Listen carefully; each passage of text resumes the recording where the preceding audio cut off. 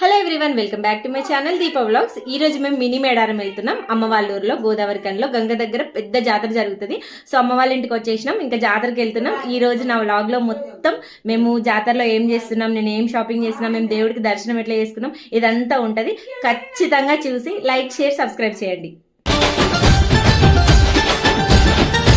చిలకలాది గట్టు సిన్ని మేడారమురో, హంసలాది గట్టు ఆది మేడారమురో, బండి గట్టర